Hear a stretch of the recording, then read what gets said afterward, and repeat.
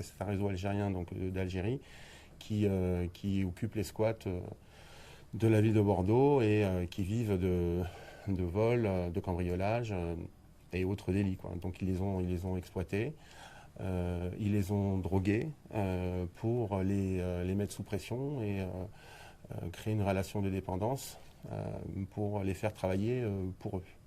Voilà. Donc on a pu, effectivement, dans le cadre des interpellations, on a pu donc découvrir un véhicule qui était chargé. Donc il y avait notamment une cinquantaine de téléphones volés, il y avait une vingtaine de montres, des ordinateurs, des vélos, il y a même un drone. Et ce qui était intéressant, c'est qu'on a découvert dans ce véhicule une fiche de commande avec la valeur de chaque objet, des objets de la vie courante, qui étaient destinés donc, pour l'Algérie, et une autre fiche avec les modèles des téléphones, les modèles aussi également de motos, avec l'équivalence des prix, cette fois en dinars algériens. Donc une véritable organisation. Les personnes interpellées, ce sont les commanditaires ou il y a aussi des mineurs isolés qui font partie des interpellés? Alors, on a principalement interpellé donc, le réseau de receleurs, puisque c'était l'objectif dans un premier temps donc, de la commission rogatoire qui nous avait été délivrée.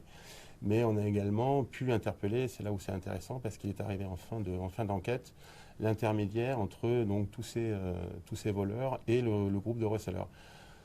Donc c'est un ancien voleur qui s'est aguerri avec une maîtrise un petit peu de la langue française, assez, on va dire, un petit peu occidentalisée, et qui mettait donc en liaison tous les voleurs avec ces receleurs. Donc si la tête de réseau n'était pas là, eh c'était le frère qui lui-même tient un restaurant, qui accueillait donc les voleurs, et en contrepartie, donc, ce garçon était payé donc, à la commande, quoi. C'était vraiment l'intermédiaire direct.